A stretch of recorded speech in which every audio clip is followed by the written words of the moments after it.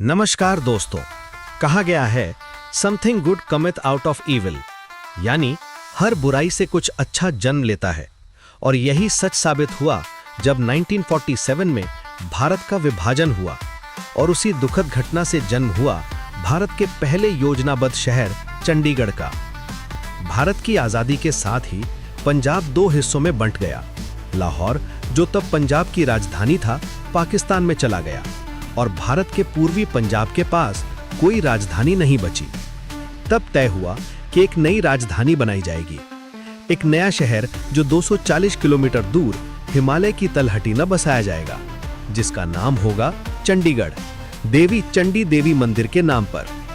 पंडित जवाहरलाल नेहरू, स्वतंत्र भारत के पहले प्रधानमंत्री, इस शहर को सिर्फ एक राजधानी नहीं बल्कि नए भारत का प्रतीक बनाना चाहते थे। उन्होंने कहा था कि let this be a new town, symbolic of the freedom of India, unfettered by the traditions of the past, an expression of the nation's faith in the future। यानी ये एक ऐसा नया शहर हो जो आजादी के भारत का प्रतीक बने, जो परंपराओं की बेड़ियों से मुक्त होकर भविष्य की आशा बने। 1948 में पंजाब सरकार ने नई राजधानी के लिए उपयुक्त स्थान चुनने के लिए पीएल वर्मा की अध्यक्षता में एक समिति बनाई। फिर 1950 में अमेरिकी आर्किटेक्ट अल्बर्ट मेयर और उनके साथी मैथ्यू नोवेकी को शहर की रूपरेखा बनाने का काम सौंपा गया। उन्होंने एक पंखे के आकार का यानी फैन शेप्ड नक्शा तैयार किया, जिसमें हर ब्लॉक एक स्वतंत्र पड़ोस था, जहां स्कूल, बाजार और पार्क एक ही जगह मिलते थे। लेकिन किस्मत को कुछ और मंजूर था। नोवेकी एक विमान दुर्घटना में मारे गए और मेयर ने यह प्रोजेक्ट छोड़ दिया। फिर 1951 में यह जिम्मेदारी सौंपी गई स्विस फ्रेंच आर्किटेक्ट ली कोर्बुजिए को। उनके साथ काम किया मैक्सवेल फ्राई, जेन बी ड्रू और उनके कजिन पियर जेनारे ने।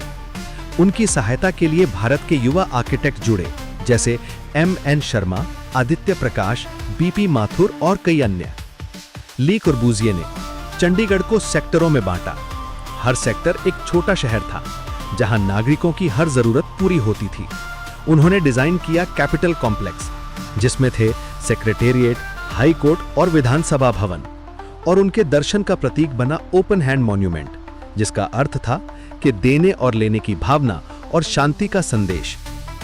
1950 के दशक के अंत तक चंडीगढ़ बन चुका था भारत का पहला योजनाबद्ध शहर। ये शहर आधुनिकता, साफ सफाई और हरियाली का प्रतीक बन गया। यहाँ के घरों से लेकर स्कूलों, अस्पतालों और बाजारों तक हर चीज वास्तुकला और प्रकृति का मेल थी। यही वजह है कि इसे कहा गया द सिटी ब्यूटीफुल। 1 नवंबर 1966 को जब पंजाब से हरियाणा राज्य बना, तो चंडीगढ़ को दोनों की संयुक्त राजधानी घोषित किया गया। आज ये एक यूनियन टेरिटरी है, जिसका प्रशासन सीधे भारत सरकार के अधीन है। यहाँ का रॉक गार्डन, सुखना लेक और रोज गार्डन आज भी बताते हैं कि ये शहर सिर्फ बनाया नहीं गया था, बल्कि एक सपना था जो सच हुआ। चंडीगढ़ सिर्फ एक शहर नहीं बल्कि आधुनिक भारत का प्रतीक है, जहां वास्तुकला, संस्कृति और प्रकृति का अनोखा संगम मिलता है। जैसा नेहरू ने कहा था, चंडीगढ़ हमारे राष्ट्र के विश्वास का प्रतीक है।